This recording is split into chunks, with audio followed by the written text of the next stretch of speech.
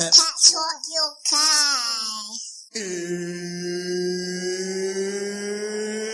It's time! Everyone talk good game, but it don't really faze me. Nah, the man that ain't mad like Max, the way that I'm murky like Ace B. And them gal walk the slide on the back bar, in like a baby.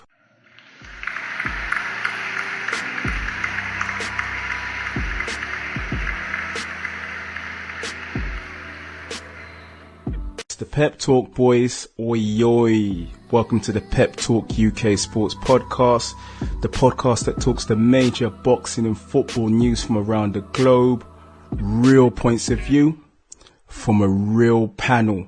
Hashtag real talk on Pep Talk. I'm your host today, Frankie B, and in the words of Kel Brook, I'm back, baby. Now, we're joined by a special panel today.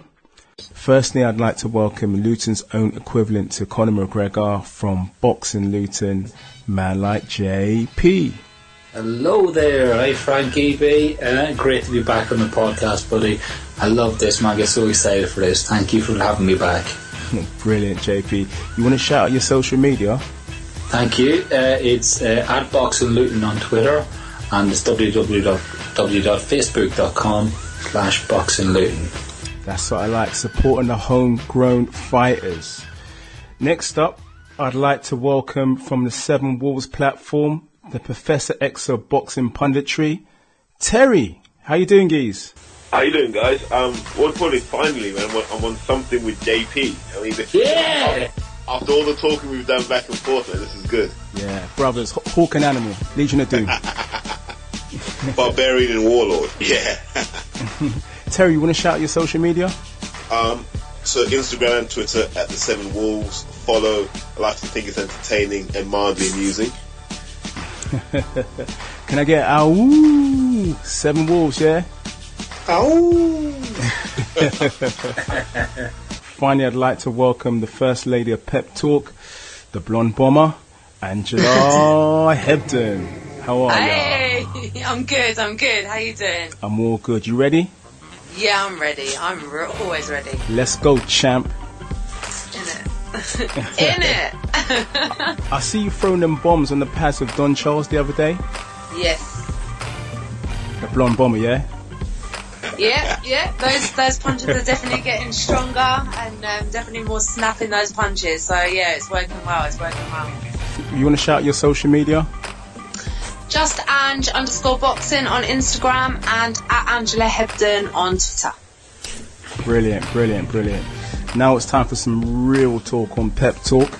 Let's go. So we had a massive night of boxing last weekend in Manchester, where Anthony Joshua beat Eric Molina and Dillian White outpointed Derek Chisora. Now before we get into the main discussions, our boxing reporter Shaz and the rest of Pep Talk UK were at the Scott Quigg after party, where we met the man himself, who spoke of his spectacular victory and Anthony Joshua's annihilation of Eric Molina. Pep Talk UK are joined by a victor on the Joshua Molina card. Back to winning ways, it's Mr. Scott Quigg. How you doing, Scott? I'm doing good. It's good to be back to winning ways.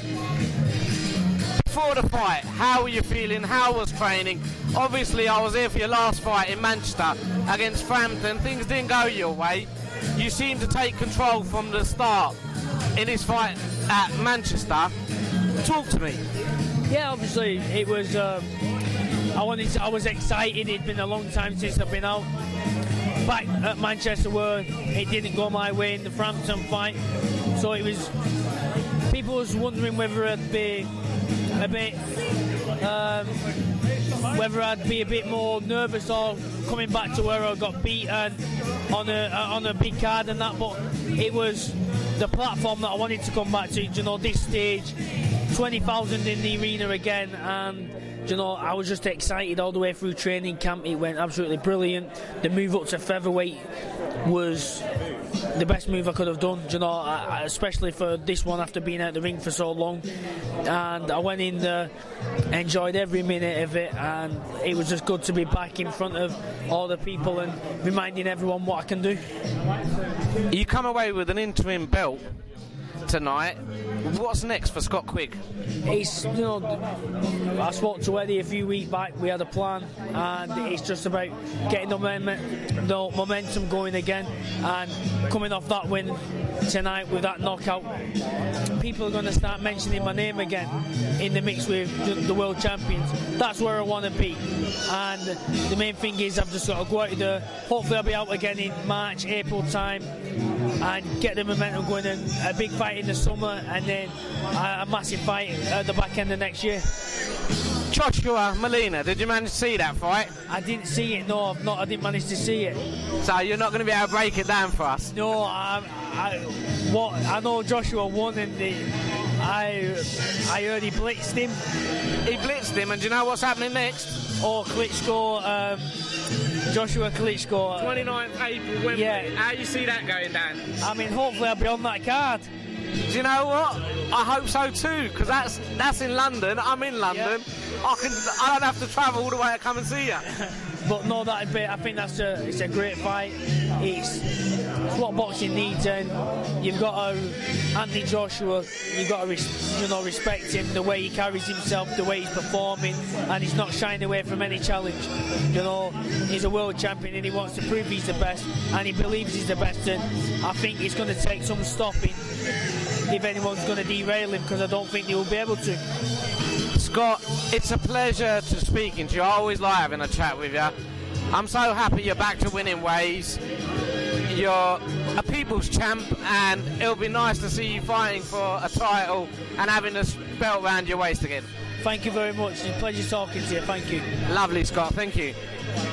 Also at the same after party, Pep Talk UK bumped into a heavyweight boxer called Oquendo, the boxer who told us that he is next in line as the #1 contender for a WBA title bout with Shannon the Cannon Briggs. Pep Talk UK are joined by mandatory heavyweight contender Mr. Qquendo. How are you doing, sir? Doing great. Enjoying this beautiful country of London England, Manchester, which is a great event they have tonight. My apologies for not welcoming you to the UK. Welcome to the UK, sir. Thank you, my friend. Now, sir, I mentioned you're a mandatory contender. Who are you due to fight? That's correct. A mandatory contender for the WBA Heavyweight Championship of the World due to Lucas Brown felony drug test. Ruslan Chagayev relinquishes his titles and retiring due to Klitschko hurting his ankle. Now, the next in line that's available for me to fight is Shannon Briggs. So now he could put his name in the mix and see if he's the truth. Now, sir, you were there tonight. Shannon the Cannon Briggs was there tonight. Did you guys have any conversations? No, but I'm pretty sure he knows I'm here, and he's always been pleasant. Never disrespected me no kind of way. He knows I'm a real fighter that nobody wants to fight. And it's unfortunate for him that he's gonna have to fight me if he wants to fight for the world championship.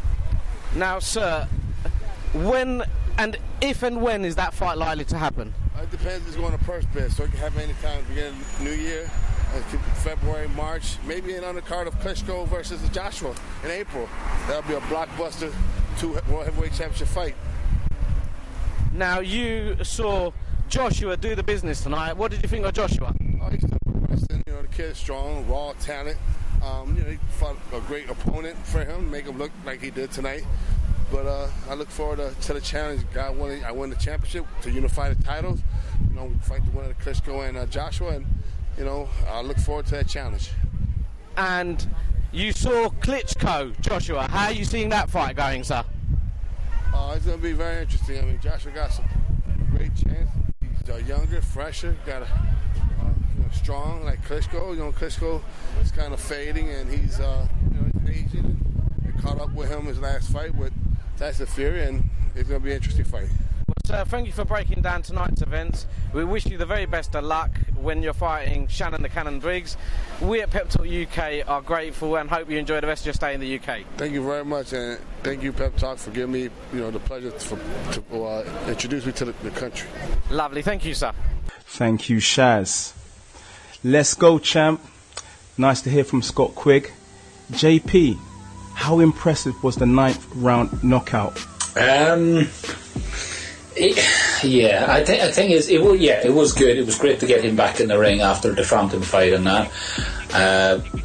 It's hard to know what to think about Scott Quigg, because he is your typical matchroom fighter, isn't he? It's just like your come forward northern fighter, and it is good for him to come back and all that. But I don't know how high his opponent would rate, and I don't know where this fight takes him when he starts to move up through the ranks. So it's nice to have him back.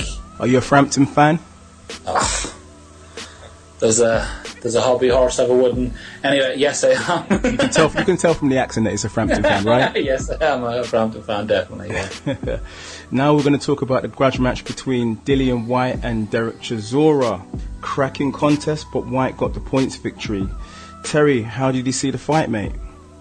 So I had Dillian winning, and the reason I had Dillian winning was in those last 3 rounds he held his form together better. I thought, Derek had the old man tricks of trying to lure him onto the ropes. Just didn't feel Derek did enough coming off the ropes, especially to control the middle. I felt in most of the fight Dillian controlled the middle, which, yeah. And I've heard rumours that Chisora struggles to throw a straight right hand, and it's for a number of mechanical reasons. It's not down to a lack of skill. There's some mechanical limitations, but it means he's always vulnerable on that gap between the right hand and his chin.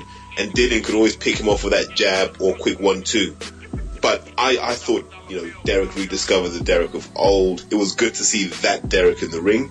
And I think if he can maintain that and just get his conditioning sorted, he's still fringe world level. And I think I've said it before. In another lifetime, Derek Chisora is a multiple-time world champion somewhere. I thought the fight was really close. But, hey, Dillian Whyte got the victory. And congratulations to Dillian Whyte. Now, Angela, I thought it was a draw. What do you think it was? You know what? I think it would be fair. I think a draw would have been fair, as opposed to having a winner. But if you were going to choose a winner, and this really isn't me being biased, because I think Dillian Whyte. No, I'm so serious. Dillian Whyte has just improved so much. He really has. His shot selection. He was tidy. He was clean. More calculated, that's for sure. More calculated, throwing some bombs. He really has. Like Terry said, his form was fantastic. And he was peppering off that jab beautifully. But you know what? And I've watched it 3 times because I'm trying to make sure that I'm not being biased. When I first watched it, I was like, I had Derek up by like 3 or 4 rounds, and I was like, what? And then I thought, no, do you know what, Angela? Let me watch it again and be completely unbiased. But even unbiasedly, I still had Derek up by 2 rounds. He had Dillian in trouble. It's not, the conversations in camp, it's not his conditioning. It really isn't, I think any more and he would have left it in the gym, and then we wouldn't have seen the Derek that we saw on Saturday night. It was just purely that, he went in from round 1 with them big power shots. So come kind of round 11, round 12, even from round 10, he just didn't have it in the tank to maintain what he was doing earlier on. He took some shots as well. Don't get it twisted. There were times when Derek was in trouble. So I wouldn't say that it was his conditioning. He just kind of went in too hard too soon. But his problem is because he doesn't have a jab, he has to be quite aggressive on the way in. So he never had that thing where he could say, I'm going to have a round, but I'm going to keep Dillian off balance with a jab. Just keep picking up those little points, because that would make life a lot easier. Oh, listen, if he had used that jab, I think there was one round where he started to use it, and you even heard David Hay commentating saying, this is the first time we're seeing Derek using the jab. If he had maintained that, even if they weren't even hard jabs, just peppering him, just keeping that distance and scoring those shots, it would have been a clear win for Derek. And that's something to kind of work on for him, I guess. You never stop learning, you never stop progressing, and that's what he'll take away from that fight for sure.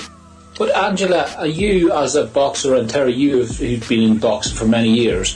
How many times have you watched fights? And I never boxed. I write about boxing. That's about as far as I can do. But how many times have you watched fights and go, he just needs to use his jab more? How can that translate from the trainer to the boxer?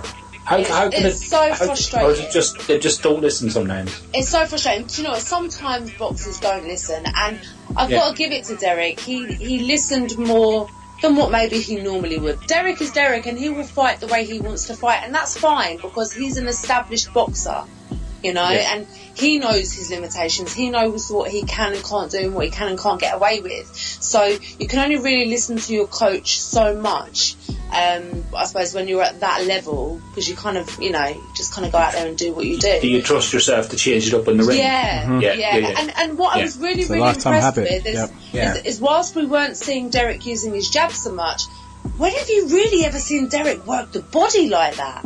Yeah. You know, he really worked the body the best I've ever seen him. You had to go with Vitaly. I think with Derek, I always said this, Derek, look, ideal Derek scenario was 12 rounds of double jab, right hook to the body, left hook to the body, left hook to the head. If he boxed like that, he could do 12 rounds like that, and I don't think anyone lives with it. But you watch Derek, and when he gets into that, you know, working the knees, bobbing the head, what Derek seems to think is, I can get in without using the jab. So forget the jab, I'm going to get in. Yeah, so he eats, and that's the platform. He eats the shots. He eats the shots going in, which is obviously going to wear him down at the same time as well. And there were a couple of times where he was working the body, and I really wanted him to go. I was like, right, come on, come up to the head now. But you know what? The shots that he landed, my TV was vibrating. He hit him hard. You know, he was definitely the more powerful out of the two. So are you guys saying that the jab kind of earned you some points? Yeah, it definitely kind of worked in Dillion's favour when he was working that jab. That's probably what scored Dillion the most points. Yeah, and had Derek have used it, I mean, it just wouldn't even have gone that way at all. JP, where does Dillion White go from here? I don't know. I mean, when Dillion White fought Anthony Joshua, I thought, yeah, this is great. And I thought, I don't know a lot about him. And now, I think Anthony is right. And I think Terry said this the other day on social media, that he has really improved as a fighter. First a couple of times I saw him, I thought he's going to be European level, no more. But actually, you know, a fight like that against, especially when Chisora really pulls a performance out, he's done incredibly well in that fight. And you know what, he's going to move. He's going to get better and better. The signs are he's going to get better and better. So I don't know where he goes, but you know what, there's definitely people in that division that he could wipe the floor with. And you know, as well with Dillion, the shots that he was taking from Derek, you've got to give it to his conditioning team. Yeah. That's the toughness. Thing. Yeah, you've got to give it to his conditioning team. How the hell that man stayed standing, and with those kind of, I mean, you come on, guys, you know the shots that Derek was landing. How anyone stays standing? It's the rice and peas, Angela, that kept him standing. It's all those Nando's and the dumpling. You know, that's what makes you strong, like. You know, and big credit to Jared Zork as well, because the amount of time we saw him, and he's been having the chicken and chips stuff the rice and peas. You know, he's coming at 19 and 20 stone, and this time he came at 17 stone. So you know what, he's done his reputation some massive amount of good as well. Fair play. Derek, you know, I can say this. Derek trained bloody hard for that fight. Yeah, you know, he was hungry. He was so hungry. He weighed in lighter. And like you say, we saw signs of the old Derek. He just wanted it. You know, he's changed his lifestyle. He's more determined. He's back on it. He's back properly. He's back with Charles. You know, Don Charles. So, you know, that little kind of bromance is rekindled, and they're on it now. They're on it. Oi, yoy. Yoy, yoy. On it. On it.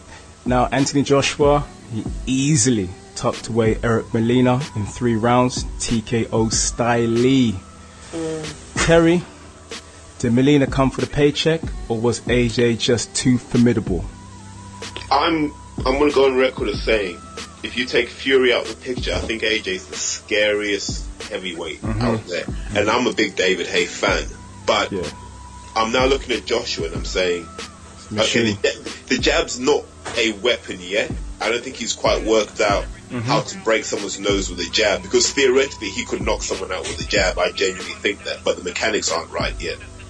But when he throws that right hand, you know it's going to change the direction of the fight if it connects. And now what he's added since the Dillion White fight, which I really like, is 2 things. He's added the left hook to the head, which looks a lot smoother than it used to. But he also now knows that people are dipping away from the right hand, so he's bringing the left hook up. So he's catching you as you're coming down. So Molina thought he could just dip away and counter with the right hand, until he realised Joshua was meeting him at the bottom. and smashing him down there. And then he was just like, you know what? I'm stuck. And once you realise all of Molina's tricks had been thought of and they were being counted, you realise this wasn't going to go 4 rounds. JP, word on the street is that they're calling AJ the Terminator now. You know what? What I love about Terry is the fact that we've only seen probably about 20 to 24 minutes of AJ fighting, but he's managed to dissect all of that stuff out of there, and he's 100% correct, actually. Because he had about 6 rounds with Dominic Breazeale, but the rest of it, you know, there wasn't a lot going on. But he is improving. He's doing so incredibly well. Mm-hmm. I often give out about AJ, I give out about some of the guys he fights.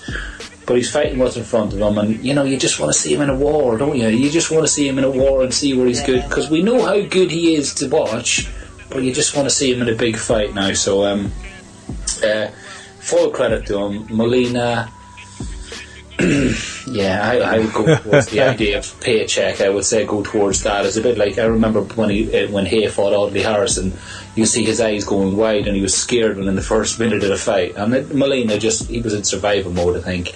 He was probably trying to be clever and trying to pick off the odd shot and take somebody out, to try and take AJ out, but that was never going to happen because, as Terry said, he's got that much more control. He's got these far better punches in his locker that, even though these are tiny little fights, they're only 9 minutes, 12 minutes, he is picking up all of these new things as he fights. So, it's going to be phenomenal. And the Terminator, quite right, but let's see where Tyson Fury is next year.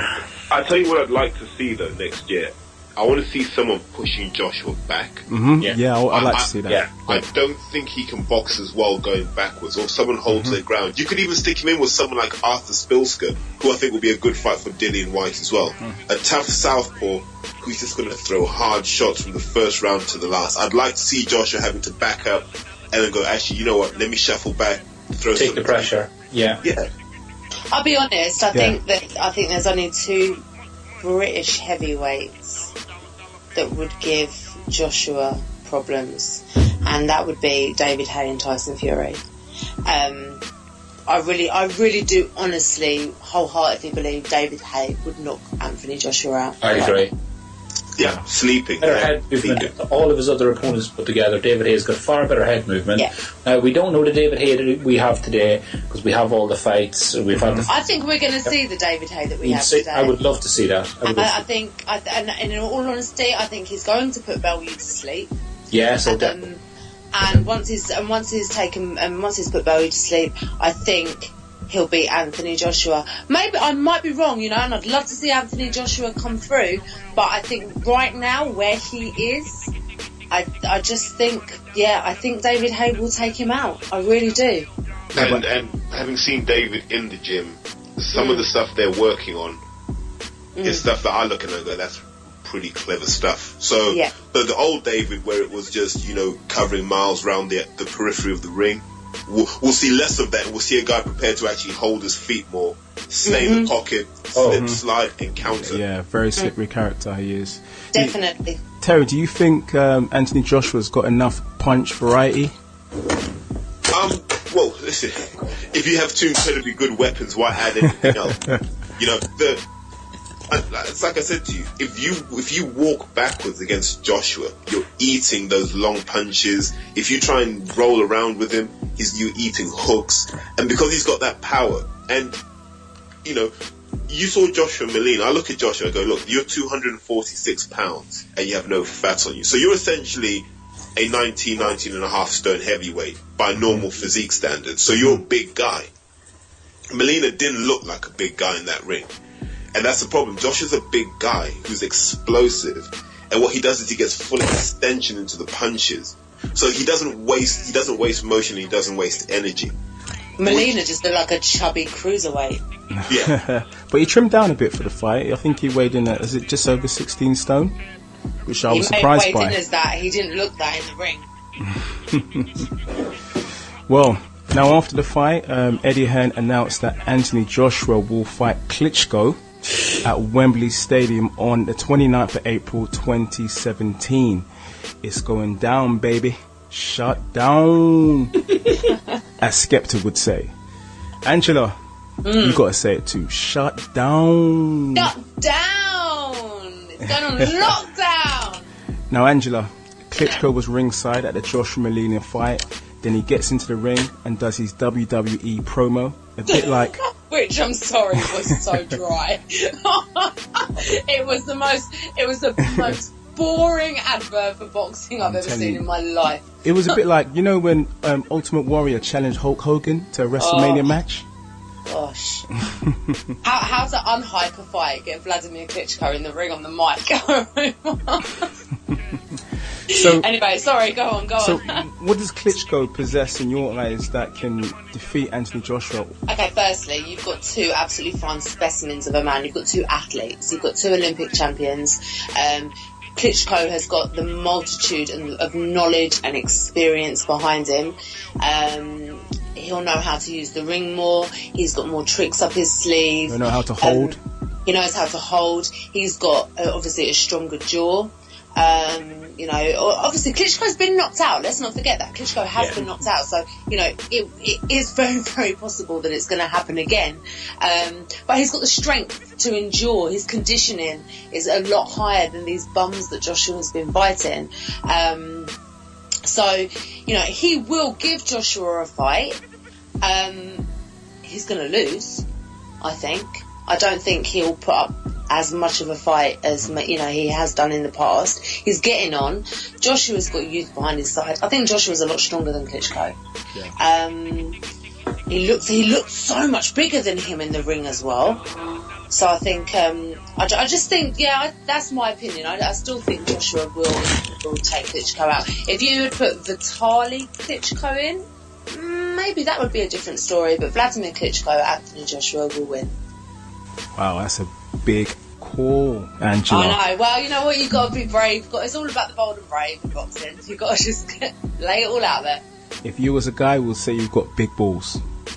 Yeah, well, I actually haven't. So, and I'm not. Moving on. Can I make a prediction, Frankie?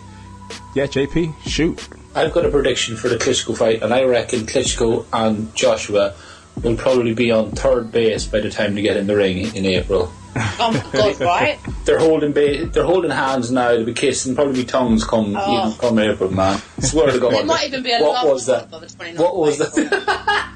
There might actually be a love child. I swear to God. Can you imagine the gloves are off for this fight? Oh, you hang up. No, you hang up. No, you hang up. No. I know, right? No, but I respect you more. But no. You're more humble. You're such an athlete. No, but you're more athletic. Oh, jeez. Really? I mean, that is serious bromance going on right about now. Bromance. Does anybody want to see a fight? International relations going down April 29th. I don't want to see tables getting thrown over, but I also don't want to see somebody in there. Does anybody want to see a fight? And most people are filing out the door going, is the bar still open? I don't care. I know, right? Even the crowd were just like, what is going on? Unless you're going to punch each other, we don't want to know. We're filing out. I know. Now, Terry, what skills do you think Klitschko has to nullify AJ's power? One of the 5 best jabs in boxing. Yes. Now, Joshua's not too hot on his jab. His jab's quite poor and it's there to distract you for the right hand. Klitschko will hurt you with a jab. He will break you down with his jab. It will go to the head, it will go to the body. And he'd be the first guy Joshua fought who's his height and can jab at an elite level. So it's about how Joshua can deal with that. And it will take a lot out of him to deal with the Klitschko jab. Because as Mike Tyson said once when he was breaking down Klitschko, Vladimir Klitschko is consistent. Jab, jab, jab, jab, jab, like jab, hold, jab, hold. Jab, hold, jab. Yeah, and he can do it going backwards, he can do it going forwards. And I think that will be good for Joshua to be able to think that through. I don't know who you get in to replicate Vladimir Klitschko in sparring. I really, really don't. So there's and they sparred together as well. Yeah, you know, so, but that was a different Joshua then. If I'm being honest, I think that was a completely different Joshua. Of course, otherwise Vladimir would not be calling him out. But I think what Vladimir has seen is the same thing we've seen. This guy will struggle if he goes backwards and if he has to eat a few Klitschko hooks as well. I think Vladimir... we're gonna see the level of Anthony Joshua's defense. You know, we haven't seen that yet. Yeah, although I know if you watch the Molina fight, I think you could see he was trying to show us some of those defensive moves. So he had a really, really high left hand whenever Molina would throw the right. So he was sliding the glove up the side of his head. What? Molina didn't throw nothing. No, he had a go. I must have blinked. Yeah. The only thing Molina's thrown is a party, mate. Next Saturday. So you started. And even that'll be over in 9 minutes. So I think there's some sort of cues you can draw up a list. So he's got in traditional sense, they call it the salute block. He's got that. He's got a little bit of a slip. He's got the dipping the knees, coming back up with the right hand. There are bits and pieces Joshua has, but Povetkin had those. Pulev had those. Jennings had those. Everyone's had those, and no one was able to put Klitschko off his game. But then Vladimir wasn't fighting people his size, so that's another thing to consider. So Joshua's bigger than him. Bigger than him.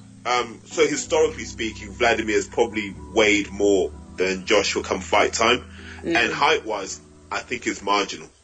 Yeah, no, but I don't even meet him height-wise, weight-wise.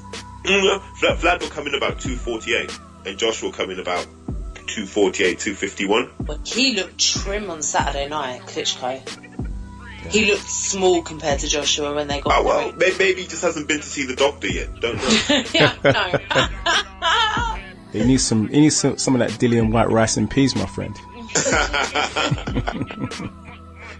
Now, Dave Allen, our friend Dave Allen, got stopped to Luis Ortiz. Now, Angela, do you think Luis Ortiz has now silenced his critics? No, not yet. I wasn't watching him and going, oh my god, he's amazing. I just wasn't. He's strong, don't get me wrong, he's strong, but he looked really basic to me, to be honest. And I think he was just, with Dave Allen, the shots that he was catching were just heavy. I don't think he looks amazing yet. He's a good southpaw, but I don't think, for me, I'm not excited by him yet. I know that I will be, I can see it, but by that fight, no, actually wasn't that bothered by it, to be honest. No, I wasn't. He's not living up to the hype yet.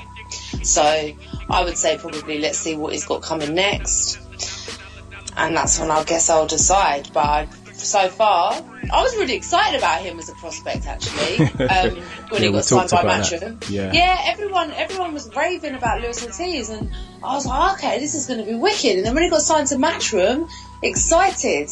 And so far, not really living up to my expectations, if I'm honest.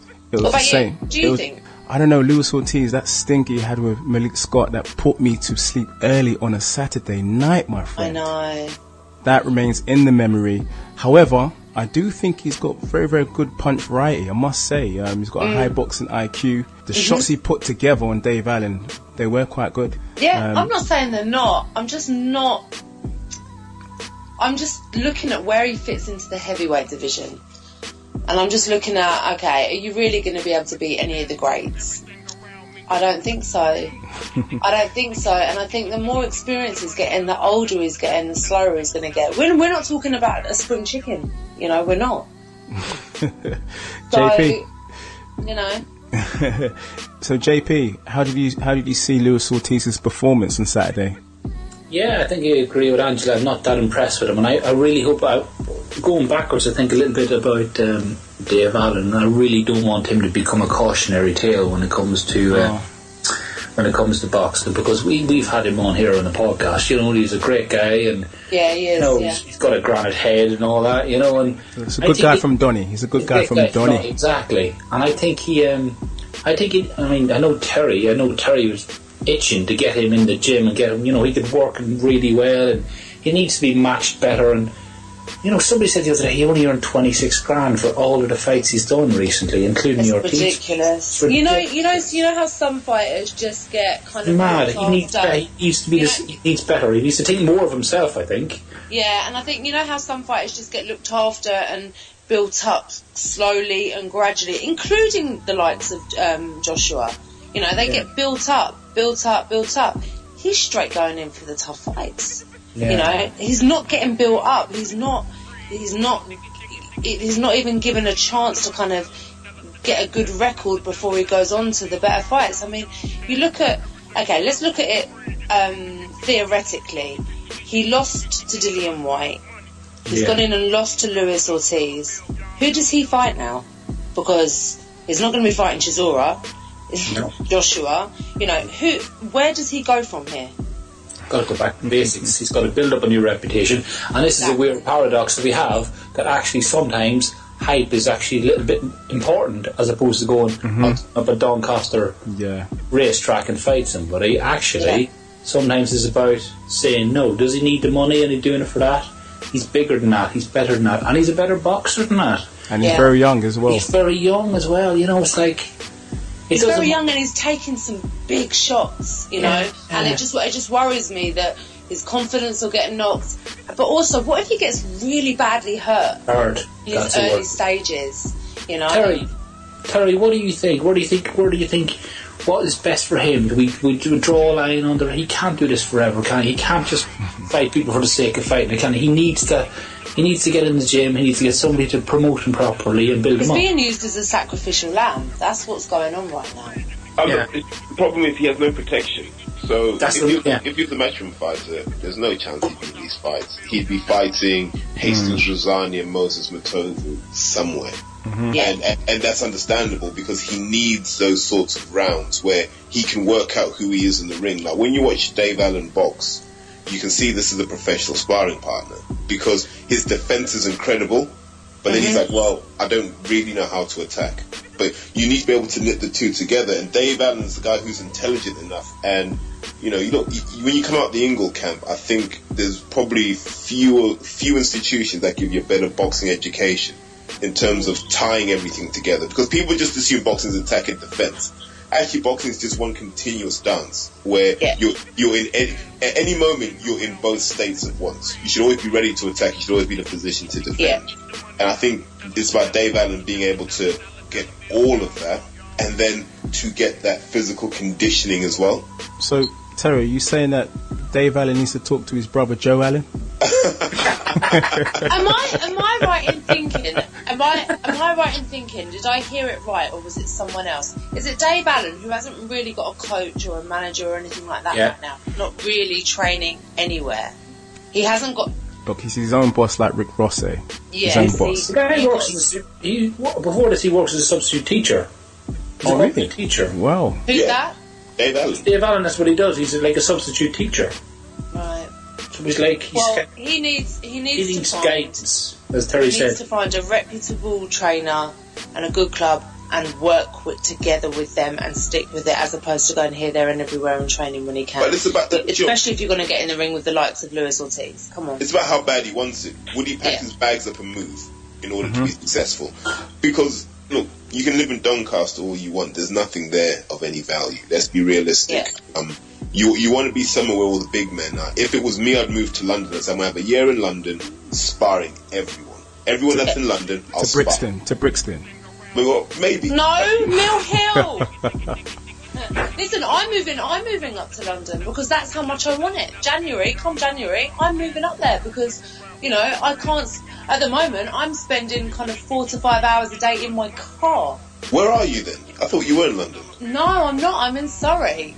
So to get to North London, it can take me up to 2 hours to get there. It can take me up to 3.5 hours to get home. Terry, can't you tell by the accent? She's from Surrey. Surrey? Yeah, you probably can't because I sound like a Cockney. But, but yeah, so it takes forever. I mean, that night I saw you at at York Hall. It took me 3.5 hours to get there on a Saturday afternoon. Long. You know, but you've got to make those sacrifices. How much do you want it? Yeah. That's what it boils down to, because however much people say these things are handed to Joshua, you just look at Joshua and you go, this guy leaves no stone unturned. Of course, yeah. He travels to Sheffield. He goes in, hard body, he goes in. Yeah. So then you know, every boxer, every heavyweight has to look at themselves and go, why don't I look like that? I say I'm training hard, I say camp went well, But look at me and look at him. His camp went well.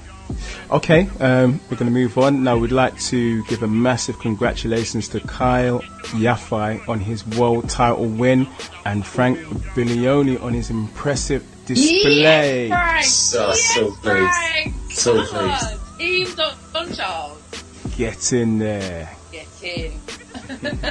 So pleased. What a rocky story. That was What did you guys think of the Biglione fight? Because a lot of people said that was the best fight of the night. Yeah. Well, Dillian White one was good, but yeah, I think they were both very good. Frank Biglione, I've always liked him. I don't know, I think I liked him because he's a nice fella. I'm going to go that way apart because he's a really good guy. He's a really nice guy. Really fella, he's a nice fella than before. Going into this fight, I was like, I don't know, because Hosea Burton, obviously, the two of them were quite well matched.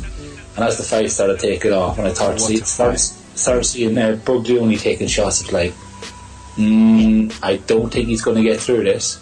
Yeah. As it started to progress, I started watching this guy thinking, are the commentators watching the same fight as I'm watching? Because Biglione is actually pulling the fight back a little bit here. And I was so pleased at the end that he got the stoppage, because I thought, if it had just gone all the way, that extra minute, he would have been hosed. Because it wasn't going to happen. He just had to pull that stoppage, and I'm so pleased for him because, as much as I love Steve Collins and his brother Packy Collins and all those guys, when Frank Biglione went to Ireland and trained those guys, he never really went any further forward than where he was before, after the fights with Chutinov and that. And I'm so pleased he managed to get this title. It was just so, honestly, because he's a Steve Goodwin boxer, I know Steve, I was pleased for him as well, obviously. But you know what, it's just, those fights, and you go to get to the end of it and you go, you know what, the best guy won. The best guy won the fight. He weren't going to give up. He wasn't going to give up. And listen, do you know what? Frank's so resilient. You've got to remember, Hosea Burton is the tallest guy in that division. Yeah. He's undefeated. They had a previous fight in the amateurs. Hosea Burton beat him. Yep. So, there's history there. Hosea Burton was ahead on points. You can understand why maybe he was ahead on points as well. He worked that jab nicely, worked those 1-2s. Frank took some major heavy shots in the first round. He really did. And he ate a lot of jabs as well throughout the fight. But he really pulled it back, and he wanted it. He just wanted it. A Rocky fight, wasn't it? It was a straight Rocky story. And, although Hosea Burton was up on points, the shots that Frank was landing from round 2 to 11 was so heavy and hard that it wore Hosea Burton down. It was that weird balance of it, wasn't? Yeah, it was weird. Yeah, to the point where in that 12th round, Hosea Burton rocked him. He absolutely rocked Frank, and Frank just was like, alright, do you know what? I've got nothing to lose. Done his little Roy Jones shuffle, bam, right hook. And you know what? There wasn't even anything in that right hook. It wasn't even a power shot. But where he'd done so much work in previous rounds wearing Burton down, that's all it took. That was all it took, was that right hook, and he was done. He was just done. Romeo done. There's no point in him getting back up after that. You knew he was going again. Congrats, Biglione. Now it's football time. So on Monday, Cristiano Ronaldo won the Ballon d'Or for the 4th time. Lionel Messi and Antoine Griezmann were 2nd and 3rd respectively. Now JP, who do you think was missing from that shortlist for the Ballon d'Or, and would you have given it to Ronaldo? I'd say Gareth Bale should have been up there really, because he did really well in the Euros. Messi obviously in 2nd, but he had, I was going to say, not a great year, but not a great year in Messi terms. It's still a great year, isn't it? But when we discussed this a few weeks ago, I was thinking about Gareth Bale, maybe, and I'd completely forgotten about the fact that the Euros happened. That you had that Ronaldo had won the Euros, so yeah, he definitely deserved it. He's got 4 now, Messi's got 5. And, this makes this whole season now quite intriguing to see who's going to come out on top. But yes, Ronaldo, won the Champions League, won the Euros as captain, I think. So, yeah, fair play to him. Brilliant stuff. Terry, who would you have given the Ballon d'Or? I think Ronaldo deserves it this year, being honest with you. When you win all the big ones, it's always going to have your name on it. The same reason Messi won it as well, and they're both doing. Look, I remember once saying this about these two, Ronaldo and Messi. If you got Football Manager and got the editor and made both of them 20s for everything, they still wouldn't score as many goals as they do in real life. They're the first two players who are too good for a video game. Yeah. So, super players. No, I'm pleased for him, but I think we're at that point where, you know, people start to say these are the greatest footballers of all time, and I just say, no. Like, for me, neither of these guys touches what we saw the real Ronaldo do, what we saw Ronaldinho do. You know, players that made you go, wow. Yeah. Do you know why? Because the overall standard of world-class players has gone down overall. So it's great that they're scoring like 50 goals a season, but there's not a lot of top defenders around like there used to be. Agreed. Nesta, you don't get these machines Thuram. You don't get those horrible guys, man, who will put you in your place in that first minute. Of Tony Adams, who will just go straight through you. Yeah.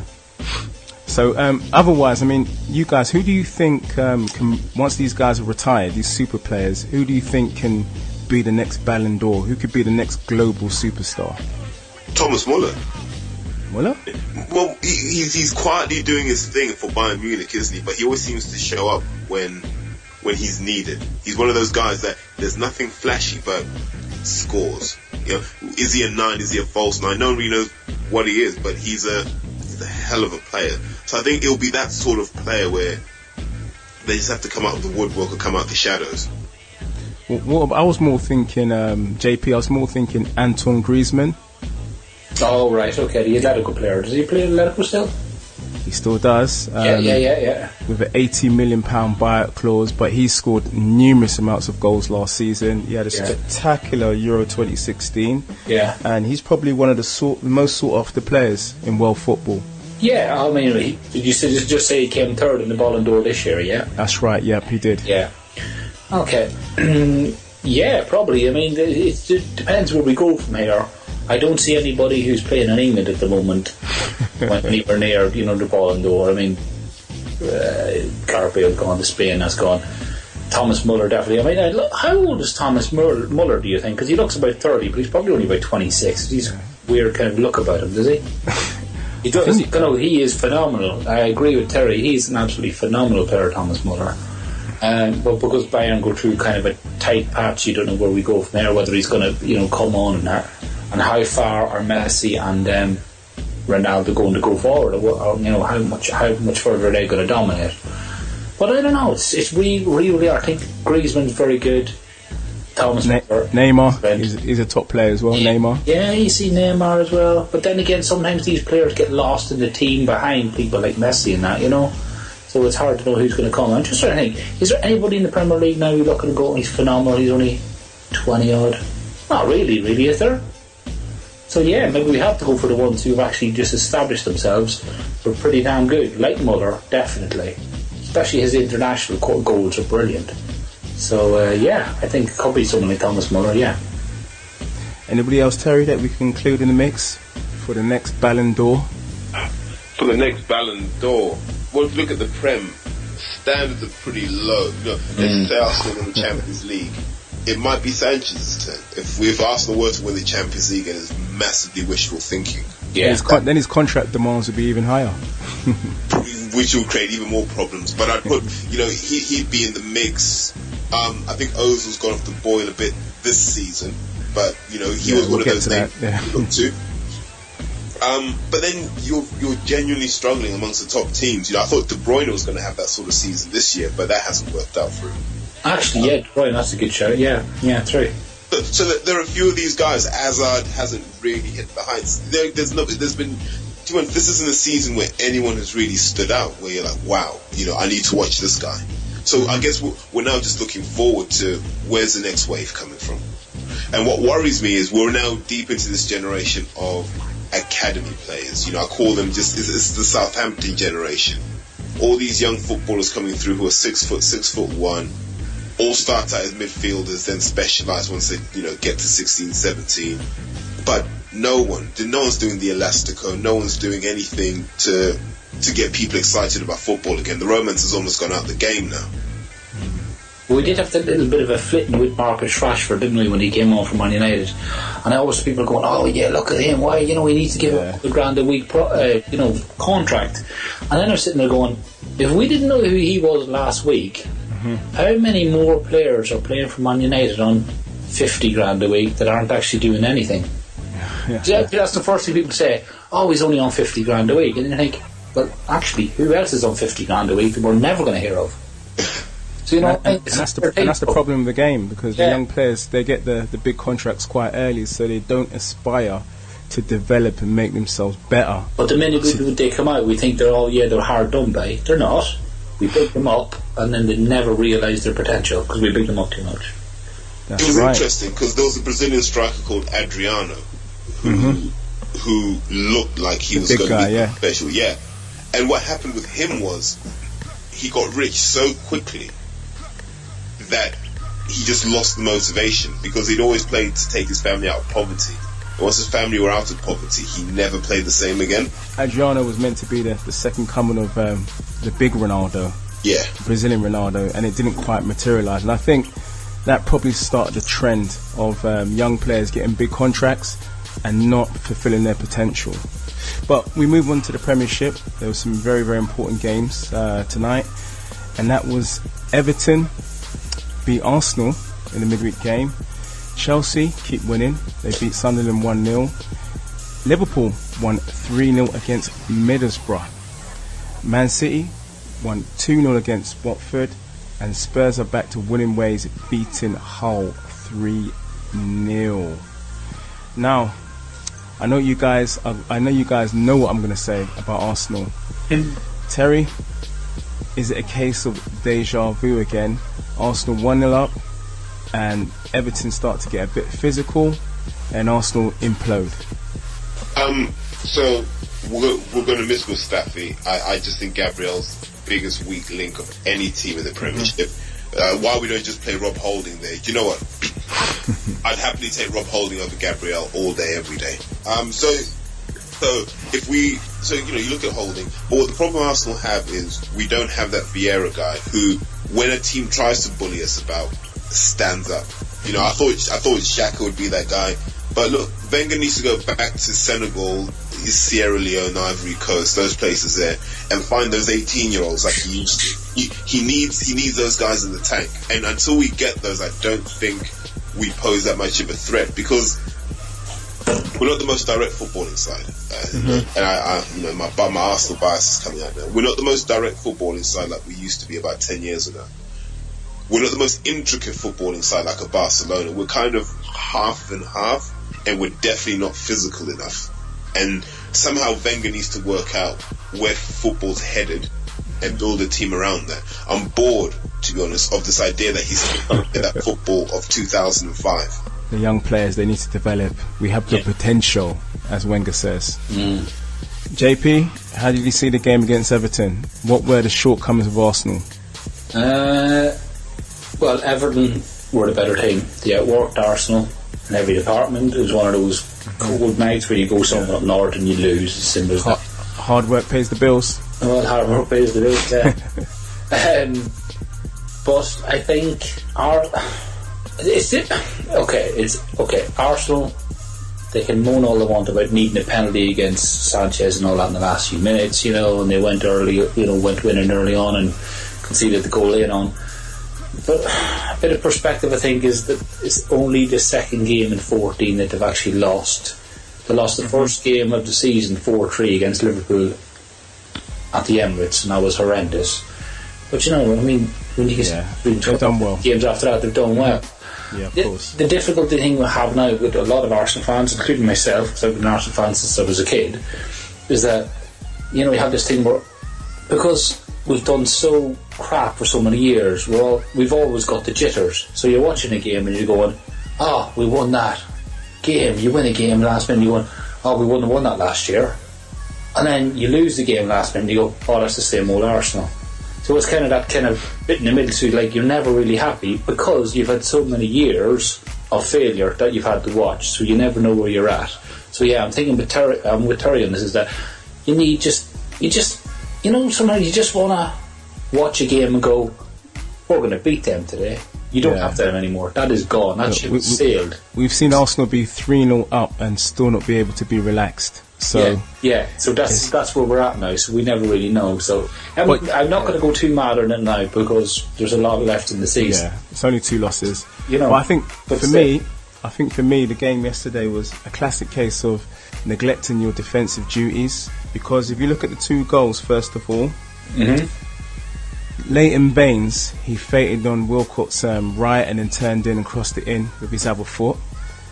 Coleman headed the ball. Now, Coleman's a fullback, and by my thinking, Oxlade-Chamberlain's got to track his man wherever he goes, right? So Coleman comes into the box unmarked and has a free header because Chamberlain didn't track back. And the second goal, from what I saw, Ashley Williams, the biggest man, well, one of the biggest players in the field, is being marked by Ozil. Once again, lack of defensive organisation. Was he being marked or not marked when he should have been, or what way did it go? Well, Ozil, it's like he didn't fancy it. He turned his back, didn't fancy it. Oh, good. There you have it. There you have it. I can't knock Seamus Coleman because he's from Donegal, where I'm from. He must be a good bloke. Now, Terry, Chelsea, they just keep winning. Yeah, I actually wanted Conte. When he was at Juventus, I said, this is the man who should replace Wenger. He knows how to defend. You know, he's got that George Grahamness about him, if you look at Conte. Stuart Robson said that as well. Football pundit. He has that. It's just solid. You know, like if you look at the Juventus defense he had, those guys were rubbish before he got hold of them. Like Bazzagli had gone from Milan to Germany to here. He got lost in the wilderness, and Conte made him, you know, one of the best defenders on the planet. So we know Conte can do a job. He already had the attacking talent there at Chelsea, and he's given them a platform. It helps that they play once a week, so they'll always be fresh. You know, let's see what happens when they have a full Champions League program behind them. But Chelsea are doing really, really well. And I guess Conte's highlighting perhaps how poor Guardiola's been. Well, Arsenal play Man City on Sunday. That's going to be a very, very massive match. How do you see that game going? Arsenal need to win it, because it's the kind of game that if you beat Manchester City, what it says is we're a team that's fighting for this title. Yeah. And it will let us know how much those Arsenal players believe in themselves. You know, I think we pick our strongest, most physical team, and we go out there. Sanchez leads from the front, closing down. Do not put Oxlade-Chamberlain in the team. Don't even put him in the squad. He's not value adding in those sorts of games. And let's just a nice, hard, physical game. Like remember when we did it with Coquelin had the game of his life? Let's have another game like that. I've got a feeling he might bring back Ramsey. Oh, for God's sake. Let's be honest, the Ramsey experiment's been over for a while now. You know what? He's made Wilshere look world class now. Like, I miss Jack Wilshere. What about Liverpool? Back to winning ways, 3-0 away to Borough. JP, it looks like Liverpool and Chelsea, they might be involved in a shootout for the title. It's trying to pick which nettle you want to stick your finger on. It really is. Honestly, which punch of nettle do you want to grab with your hand? There. Oh God, imagine. I don't know. Liverpool, nah, I think they'll fall away. I said this at the start. I said Man City will fall away. I didn't actually think, and you know what, this is exactly why Terry should be on this podcast a lot more. His knowledge of things like Conte, because I thought Conte would eventually just kind of get to about Christmas, be too passionate, soft players, and end up the whole season falling apart. Yeah. But actually, Terry knows a lot more than that from his background than I do. Because I thought Mourinho might pull United together, City would fall away because Guardiola wouldn't understand about some of the games in the season, not have six bad tough games in the season and just run away, or just like in Germany or in Spain where you have like only a few tough games a season. I thought he would get to England and just disappear, and that's starting to happen now. I thought Mourinho would actually suss it all out, get some decent players and come back. I didn't even reckon Conte. I thought he was going to fall out with the players, come around Christmas and be gone. because he's so passionate, he's so involved. But actually, he's really pulled that team together. And I'm like, Jesus, how has he managed to do that? But he's got everybody raving about playing 3-5-2 now. Well, 3 defenders. He's got everything together, and this is the kind of stuff that Terry can tell us all. So, Terry, please take her on this podcast. Thank you, sir. But you know, one of the things with Conte, people forget he's. Terry, let me tell you right now, Terry. Yeah. Let me tell you something right now, because I listen to you here, and I listen to you on other podcasts. I don't forget, because I don't know. You educate me. I don't even know this stuff in the first place. Thank you. Because Conte's been wedded to 3 at the back. That's his footballing ideology. What I like with Conte was he tweaked around with Chelsea, kind of like what Ranieri did with Leicester. Mm-hmm. He made small changes that worked, and then he could bring in other changes because his players bought into it. I think a lot of managers like Guardiola, he kicked Joe Hart out straight away and said, "You're not my sort of goalkeeper." And it was like, well, hold on, mate. You might want to show us that your plan works before you start kicking people out. Because if I was a City fan, I'd want Joe Hart between the sticks right now. You know, because remember, Joe Hart has the communication with the defenders. He already knows Stones from England. He knows Company from City. He knows Otamendi. He already has that communication. Bravo doesn't. I don't care how many keep-ups Bravo can do. He's not at the level where you could trust him to win a title. But speaking of Man United, they're back winning trail again, and they're not far away from Arsenal, to be honest. I think the gap is only about 7 or 8 points behind Arsenal. Now the Christmas games are coming up. A couple of wins together might actually draw them back. We've had a weird game tonight, I think, against Palace, because what happened was United scored a goal that was a combination of a handball and an offside. And somehow they managed all of that in the one goal. Ibrahimovic handballed the ball, and it came down to Pogba and took it in the net. So it was just weird. And the next thing, it came up the other end in the second half, and then Palace scored a goal, and then United got a goal ruled offside that was onside. And the first thing I thought was, I bet Mourinho's going to give out about that goal, but forget about the fact about the handball and the offside on his goal. But in the last few minutes of the game, Ibrahimovic came onside and scored a brilliant goal.